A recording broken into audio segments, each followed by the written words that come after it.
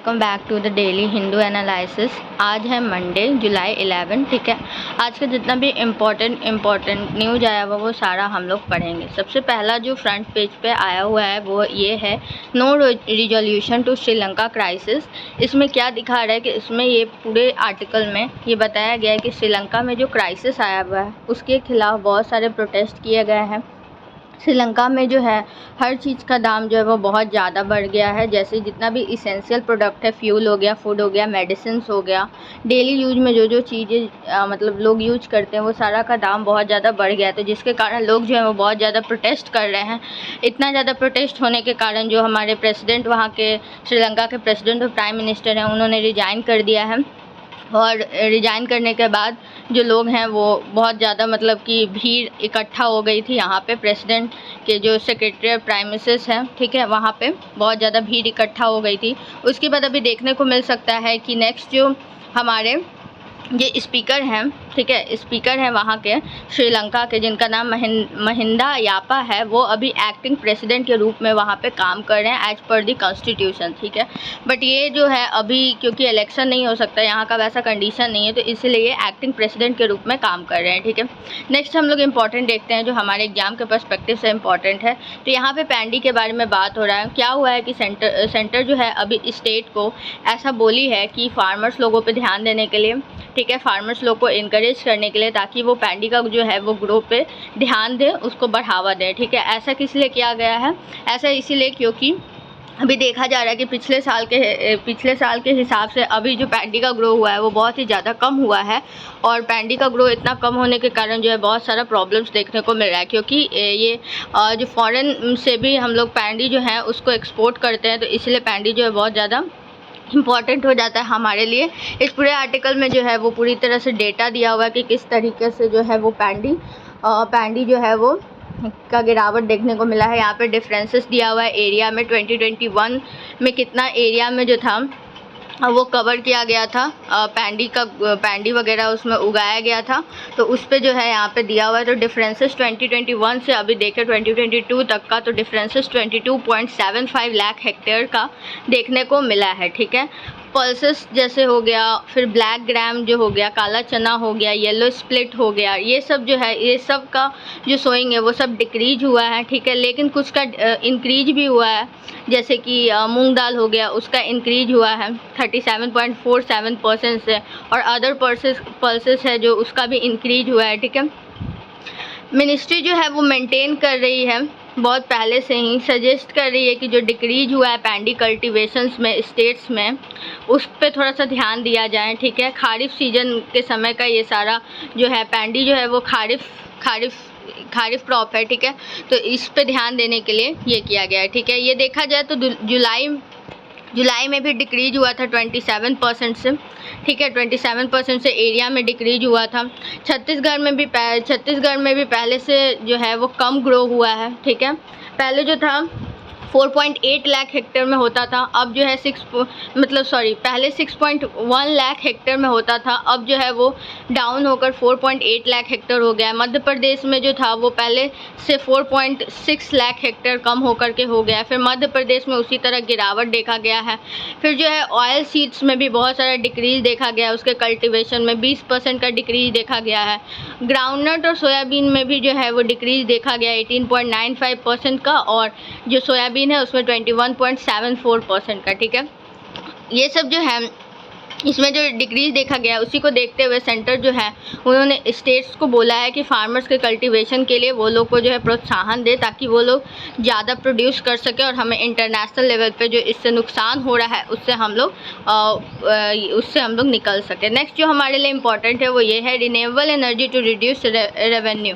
हम लोग देख रहे हैं कि अभी जो है ग्लोबल ट्रांजिशन हो रहा है, ठीक है। हम लोग रिन्यूएबल एनर्जी पे ज़्यादा ध्यान दे रहे हैं, रिन्यूएबल एनर्जी को ज़्यादा यूज कर रहे हैं, तो उसके कारण क्या हो रहा है कि हमारा जो रेवेन्यू जनरेट होता था फॉसिल फ्यूल से वो कम हो रहा है। तो कैसे? तो क्योंकि रिन्यूएबल एनर्जी हम लोग यूज कर रहे हैं, तो जो यूज फॉसिल फ्यूल्स का हम लोग जैसे पेट्रोल वगैरह करते थे वो कम जाएगा, ठीक है। वो कमने के कारण क्या होगा कि गवर्नमेंट जो पेट्रोल वगैरह पे टैक्स लगाती है वो सारा कम जाएगा, और जब पेट्रोल पे जो टैक्स कम जाएगा तो जो रेवेन्यू जनरेट करती है गवर्नमेंट वो उसको कम मिलेगी, ठीक है। तो ऐसा कैसे होगा? तो जैसे क्या होता है कि जो हम लोग जो है बहुत सारा इंपोर्ट करते हैं तेल को बाहर से, ठीक है। तेल जो बाहर से इंपोर्ट करते हैं तो आता तो है वो इंटरनेशनल मार्केट पे, मान लीजिए 50 रुपये का आता है, तो 50 रुपये का हम लोग उस पर टैक्स लगा देते हैं।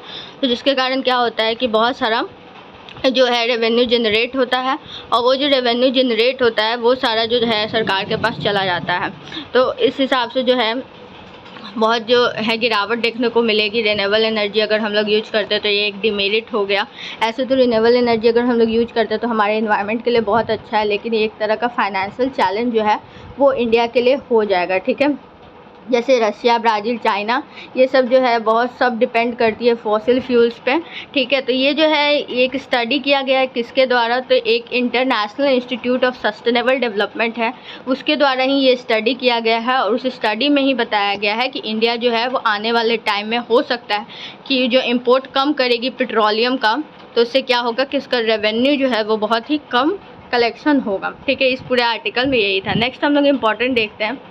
नेक्स्ट है rescue operation on hold due to bad weather in Jammu and Kashmir. हाल में ही हम लोगों ने देखा कि अमरनाथ में क्लाउड बर्स्ट होने के कारण क्या हुआ कि बहुत सारे लोगों की जान चली गई, बहुत लोग लापता हो गए, बहुत सारा जो टेंट वगैरह था वो सब जो है बाढ़ के कारण सब इधर उधर उड़ गया, ठीक है। तो इस पूरे जो हमारे ये में है क्या इंपॉर्टेंट हो जाता है? तो ये इंपॉर्टेंट हमारे लिए हो जाता है क्योंकि इसमें जो क्लाउड बर्स्ट जो हमारे लिए आता है वो हमारे लिए इम्पॉर्टेंट है। क्लाउड बर्स्ट क्या होता है? तो अचानक से जो बहुत ज़्यादा बारिश हो जाती है, एकदम मतलब कि बहुत हेवी बारिश जिससे कि बाढ़ आ जाता है और बहुत लोगों की जान चली जाती है, उसी को क्लाउड बर्स्ट बोलते हैं, ठीक है।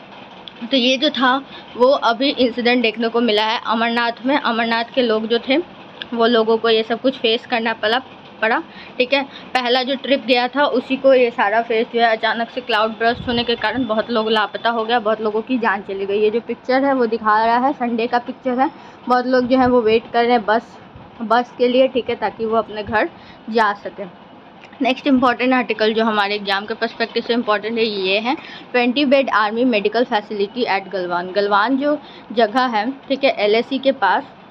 वहाँ पर क्या किया गया है कि पहले तो मेडिकल फैसिलिटी उतना अच्छा नहीं था, बट अब ना मेडिकल सेंटर वहाँ पे कर दिया गया है, ठीक है। मेडिकल सेंटर वहाँ पे कर दिया गया है कि जो भी प्रॉब्लम होगा, जैसे अगर किसी को गोली लगी या कुछ भी हुआ तो वहाँ पे मेडिकल जो है उसको फैसिलिटी को बढ़ावा दे दिया गया है, ताकि जितने भी पेशेंट हैं वो लोग को इमीडिएटली उस हॉस्पिटल में ले जाया जा सके और इलाज जो है वो जल्दी से जल्दी शुरू किया जा सके, ठीक है।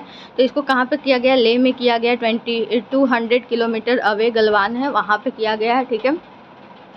इंडियन आर्मी जो है पहली बार ऐसा मेडिकल यूनिट जो है वो गलवान में सेटअप करने वाला है, ठीक है। इसका जो कैपेबिलिटी है वो बहुत ज़्यादा होगा। ये प्रोवाइड करेगा treatment of the gun shot जो मैंने बताया। इसका जो अल्टीट्यूड होगा वो 14,000 जो होगा इसका अल्टीट्यूड होगा। इंडिया और चाइना जो है बहुत पहले से एक दूसरे के साथ जो है बहुत सारे डिस्प्यूट देखने को मिल रहा है। लाइन ऑफ एक्चुअल कंट्रोल जो लद्दाख में है वहाँ पर हम लोगों ने 2 साल पहले देखा था कि जो गलवान वैली है वहाँ पर चाइना ने हमला कर दिया था। बहुत सारे लोग जो थे इंडिया के मारे गए थे, बहुत सारे सोल्जर्स जो थे इंडिया के मारे गए थे, और इधर से भी मतलब चाइना के बहुत सारे सोल्जर्स को मारा गया था। बट चाइना जो एग्जैक्टली कितने लोग चाइना में मरे वो सारा उसने जो था वो नंबर को छिपा लिया था, बट हम लोग को बाद में पता चलता कि बहुत लोग जो हैं उधर से भी घायल हुए थे, ठीक है। तो ये सब जो हुआ था इसके कारण जो है इस मेडिकल सेंटर को इस्टेब्लिश किया गया है।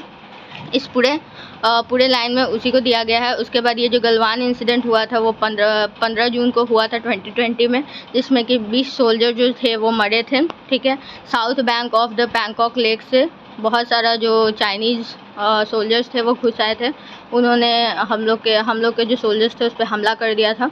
उसी के बारे में सारा पूरा आर्टिकल जो है वो डिटेल्स में दिया हुआ है। नेक्स्ट हम लोग इम्पॉर्टेंट देखते हैं। Army needs new utility helicopters. Army को जो है वो नया हेलीकॉप्टर्स चाहिए। ऐसा क्यों?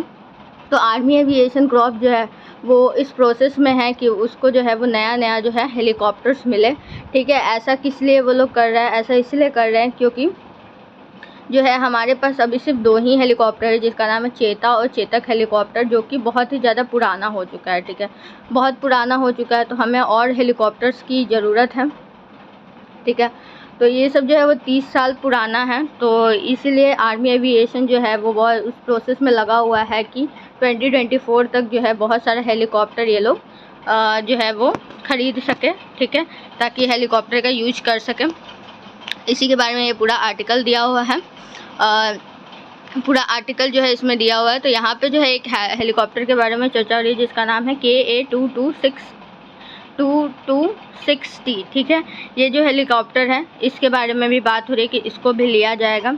उसके बाद जो है ये डील जो है वो रसिया के साथ किया गया है। 200 KA-2260 हेलीकॉप्टर का रसिया के साथ डील किया गया था, बट क्या हुआ कि यूक्रेन और रसिया का वॉर स्टार्ट हो गया, तो जिसके कारण ये जो डील था वो अभी पेंडिंग में चल रहा है, ठीक है, कैंसिल हो गया ये डील।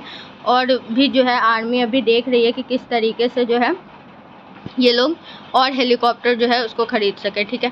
तो ये हेलीकॉप्टर जो है अभी यूएस से लेने का सोच रही है। तो 22 अपाची जो है वो साइन किए सितंबर 2015 में। यूएस से 22 अपाची ली थी सितंबर में, ठीक है। गवर्नमेंट जो है वो डिसाइड किया कि फर्दर अपाची जो है वो जाएगा आर्मी में। अगस्त 2021 में आर्मी एविएशन जो है कंट्रोल जो है यूएवी पे ले लिया था। अर्लियर अंडर द वो जो था वो पहले आर्टिलरी में था वो कंट्रोल, अब आर्मी के कंट्रोल में है। तो ये पूरे आर्टिकल में बस यही दिया हुआ है, ठीक है। आर्मी एविएशन जो है वो करेंटली ऑपरेट कर रही है around 190 Cheetah, Chetak and Cheetal helicopter with 5 of them the older, जिसमें से 5 जो है वो पुराना हो गया है, जिसमें से 50 जो है वो बीइंग ओवर 50 ईयर ओल्ड, मतलब कि 50 साल पुराना है, ठीक है। तो बहुत सारा उसमें जो है वो डिफेक्शंस देखने को मिला है, इसलिए नया हेलीकॉप्टर्स का ज़रूरत है ताकि वो लोग अच्छे से जो है लड़ाई को लड़ सके, क्योंकि हेलीकॉप्टर्स के मदद से ही ये लोग ऊपर की तरफ जाते हैं, एक जगह से दूसरे जगह जाते हैं, तो उसके लिए इम्पोर्टेंट हो जाता है। नेक्स्ट जो इम्पोर्टेंट आर्टिकल है ये हमारा लास्ट है, ठीक है, क्योंकि द हिंदू जो है अभी कुछ अच्छा आर्टिकल पोस्ट नहीं कर रहा, तो एक ही जो है वो इम्पॉर्टेंट रहता है। तो ये यहाँ पे ट्विटर के बारे में हो रहा है।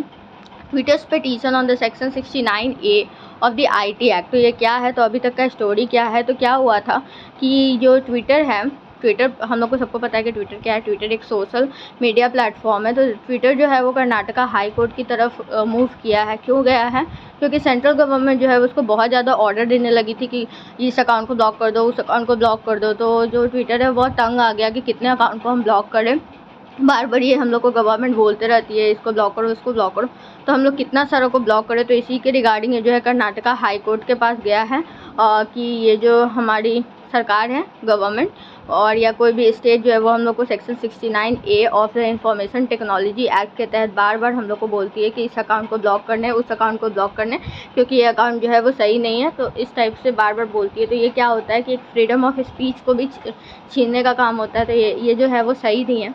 तो इसके रिगार्डिंग जो है ये कर्नाटका में गई, ठीक है, कर्नाटका हाई कोर्ट में गई।